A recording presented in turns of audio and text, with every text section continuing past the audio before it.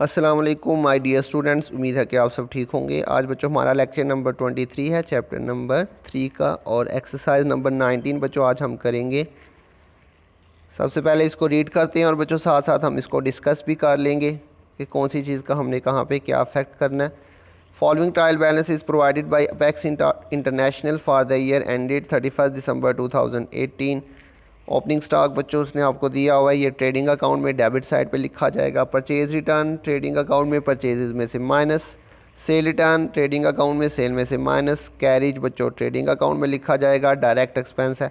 Bank loan आपकी long term liability है, balance sheet में लिखेंगे। सैलरीज इनडायरेक्ट एक्सपेंस है, प्रॉफिट एंड लॉस अकाउंट में लिखा जाएगा। रेंट इनडायरेक्ट एक्सपेंस है, प्रॉफिट एंड लॉस में बच्चों। Motor truck fixed asset, furniture and fixture fixed asset.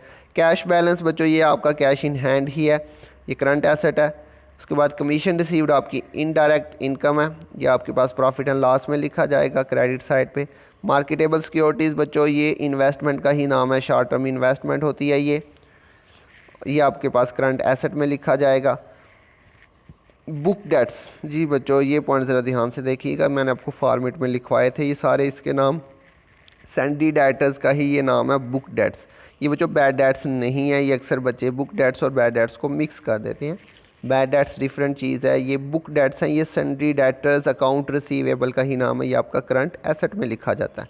Capital balance sheet में ऑनर्स इक्विटी में लिखा जाएगा। परचेजेस जी बच्चों यहाँ से पता चल रहा है, ये देखिए यहाँ पे कैपिटल दिया हुआ है, तो यहाँ से पता चलेगा कि ये कंपनी नहीं है, ये या तो सोल प्रोप्राइटरशिप है या फिर पार्टनरशिप होगी।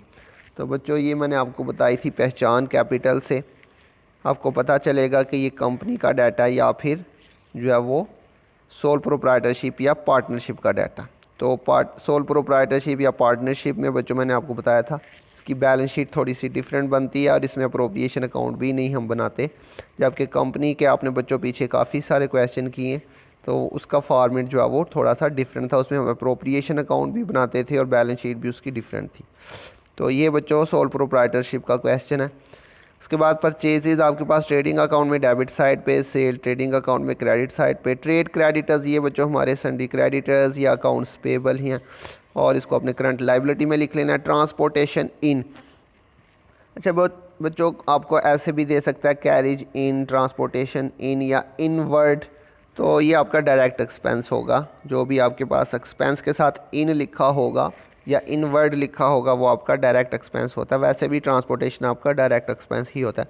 मार्केटिंग एक्सपेंस इनडायरेक्ट एक्सपेंस है बच्चों, प्रॉफिट एंड लॉस में लिखेंगे।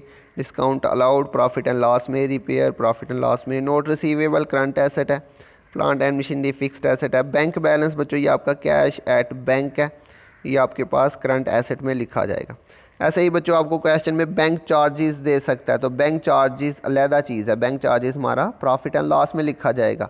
ये शायद किसी क्वेश्चन में आया नहीं है, तो बच्चों याद रखिएगा बैंक बैलेंस करंट एसेट है, ये बहुत कम क्वेश्चंस में आया, तो ये चीज़ें अक्सर भूल जाती हैं जो कम क्वेश्चंस में आई हों, तो चीज़ें अपनी अच्छी तरह से याद रखनी है। कैश बैलेंस, बैंक बैलेंस ये बच्चों आपके करंट एसेट है। ऐसे ही बैंक चार्जेस या बैंक एक्सपेंस आ जाए तो वो आपका इनडायरेक्ट एक्सपेंस होगा, प्रॉफिट एंड लॉस में लिखेंगे। ये पॉइंट नोट करके लिख लीजिएगा, bank charges profit and loss में लिखा जाएगा। ड्राइंग बच्चों कैपिटल में से माइनस करेंगे और इसी तरह से बच्चों इसकी एडजस्टमेंट देख लेते हैं। आउटस्टैंडिंग वेजेस एंड सैलरीज ये बच्चों एक दफ़ा प्लस होंगी, लेकिन बच्चों आउटस्टैंडिंग वेजेस उसने आपको ट्रायल बैलेंस में नहीं दिया, तो लास्ट क्वेश्चन के अंदर भी मैंने आपको बताया था अगर कोई एडजस्टमेंट आ जाए लेकिन उससे रिलेटेड कोई एक्सपेंस ना हो तो आपने फिर भी उसको एक्सपेंस में ही लिख देना और उसका दूसरा फैक्ट बैलेंस शीट में वैसे ही करना जैसे आप पहले करते थे।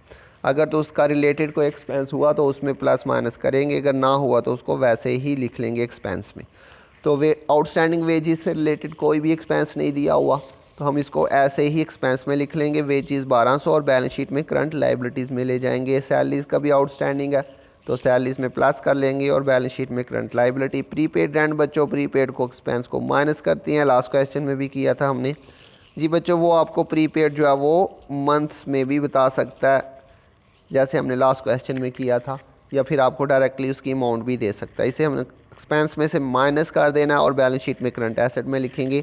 अनअर्नड कमीशन बच्चों इसका भी हमने ट्रीटमेंट देखा था, अनअर्नड या रिसीव्ड इन एडवांस, इसे आपने बच्चों इनकम में से माइनस कर देना और बैलेंस शीट में करंट लाइबिलिटी में लिख देना।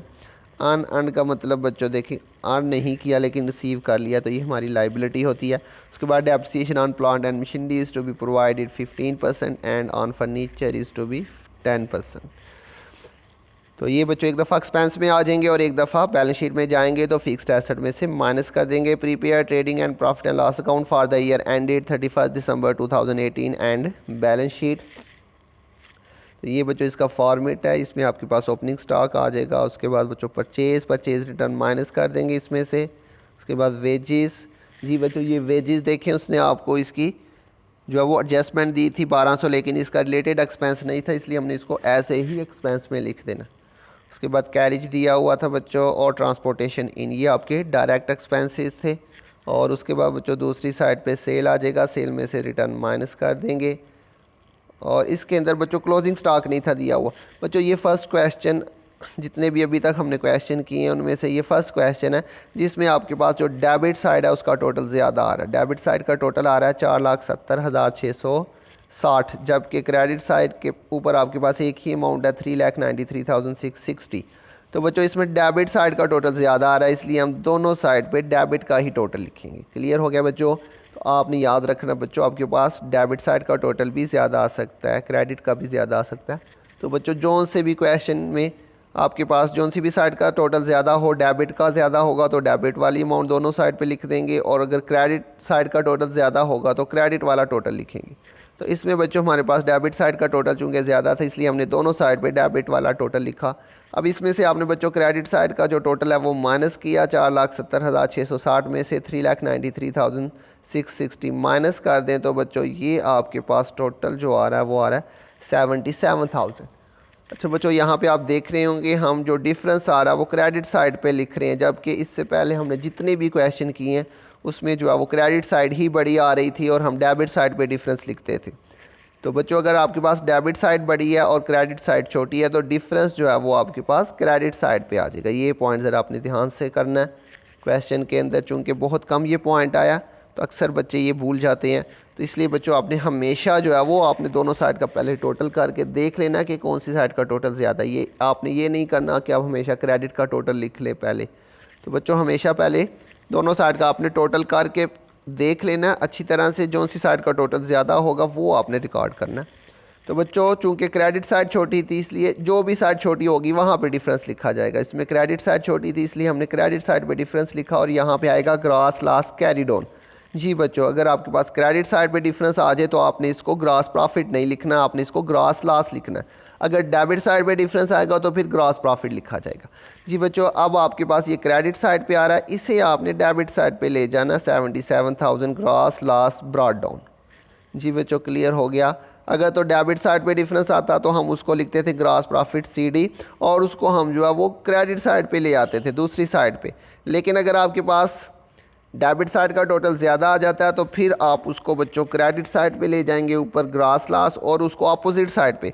जी बच्चों हमेशा अपोजिट साइड पे जाएगा। अगर डिफरेंस डेबिट साइड पे आएगा तो फिर हम उसको नीचे जब लेके जाएंगे तो क्रेडिट पे ले जाएंगे, और अगर आपके पास जो है वो डिफरेंस क्रेडिट साइड पे आ रहा है तो फिर जब हम उसको नीचे लेके जाएंगे तो वो दूसरी साइड पे ले जाएंगे gross loss brought down. Clear हो गया बच्चों? ये पॉइंट पहली दफ़ा इस सवाल में आया और सिर्फ इसी क्वेश्चन में आया, लेकिन आपने पेपर में ध्यान से करना बच्चों।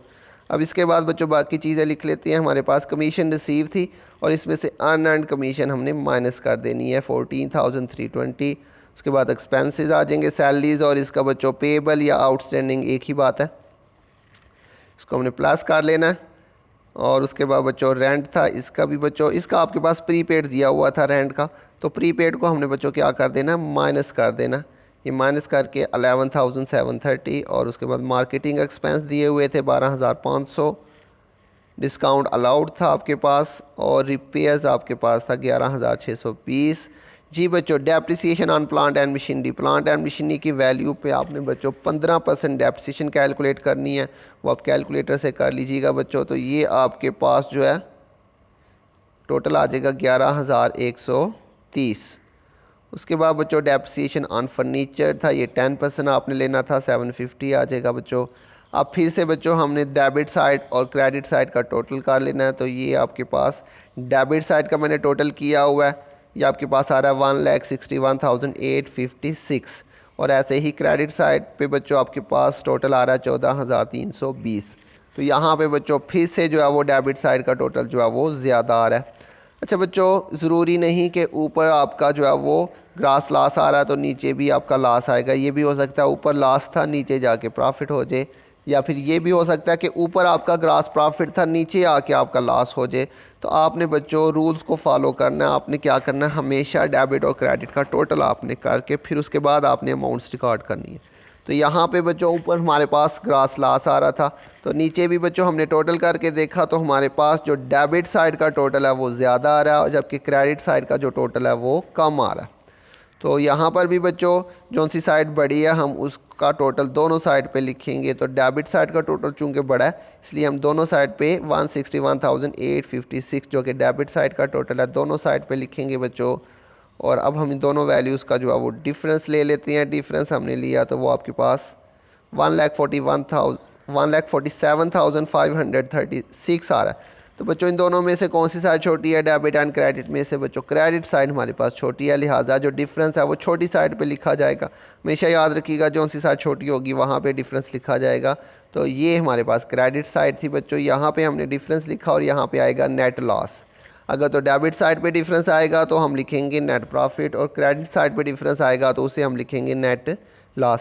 अच्छा बच्चों, ये भी हो सकता है आपके पास डेबिट साइड के ऊपर तो अमाउंट्स आ जाएं लेकिन क्रेडिट साइड पे कोई भी अमाउंट ना आए।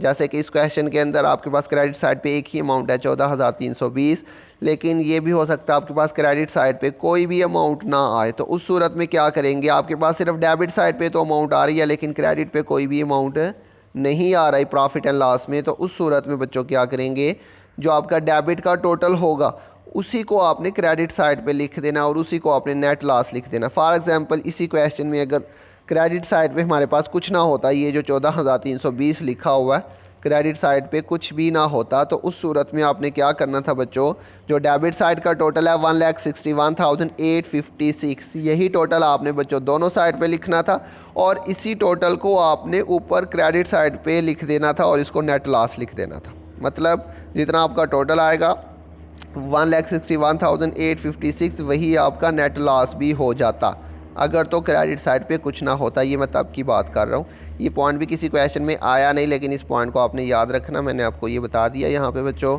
तो ये बच्चों हमारा नेट लॉस आया इस क्वेश्चन के अंदर पहली दफ़ा।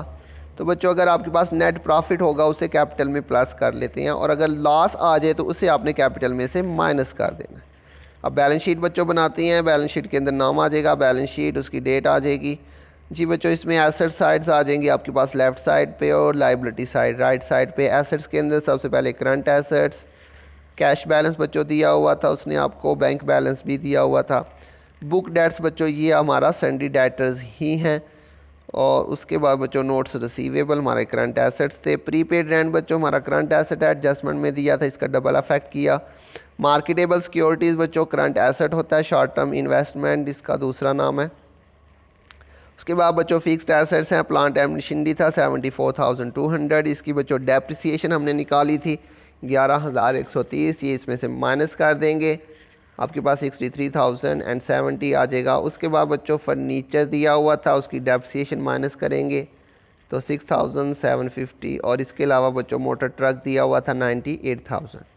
लाइबिलिटी साइड पे बच्चों सबसे पहले करंट लाइबिलिटीज़ आ जाएंगी आपके पास, ट्रेड क्रेडिटर्स दिया हुआ था और इसी तरह से बच्चों आउटस्टैंडिंग वेजेस जो हमने ट्रेडिंग अकाउंट में डेबिट साइड पे लिखी उसी को बच्चों आउटस्टैंडिंग को हमने यहाँ पे करंट लाइबिलिटी में लिख लिया। आउटस्टैंडिंग सैलरीज बताई हुई थी 1,500। अनअर्न्ड कमीशन बच्चों ये हमने एक दफ़ा माइनस किया इनकम में से और एक दफ़ा ये आपकी करंट लाइबिलिटी आएगी। उसके बाद लॉन्ग टर्म लाइबिलिटीज़ के अंदर बैंक लोन आ जाएगा आपके पास 25,000। ऑनर्स इक्विटी में कैपिटल दिया हुआ था बच्चों 3,84,750।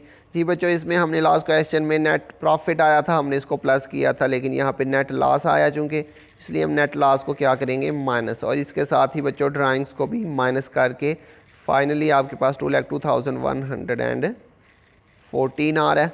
जी बच्चों अब दोनों साइड का टोटल करें तो ये आपके पास सेम टोटल आना चाहिए, ये आपके पास 2,66,024 और दूसरी साइड पे भी बच्चों बिल्कुल यही आंसर आ रहा है 2,66,024। तो इसका मतलब बच्चों हमारा क्वेश्चन जो है ये ठीक हो गया। तो इस क्वेश्चन में बच्चों आज हमने जो नई चीज़ सीखी है वो ये सीखी है कि हमारे पास जो वो ग्रास लॉस आ जाए तो हमने उसको कैसे रिकॉर्ड करना है, ऐसे ही नेट लॉस आ जाए तो उसको कैसे रिकॉर्ड करेंगे। बाकी क्वेश्चन बच्चों बिल्कुल सिंपल था। जो उम्मीद है बच्चों आपको समझ आ गई होगी। अगर किसी पॉइंट की समझ नहीं आई तो बच्चों ज़रूर पूछिएगा। अपना ध्यान रखिएगा। बहुत जल्द मिलेंगे नेक्स्ट लेक्चर के साथ। तब तक के लिए अल्लाह हाफिज़।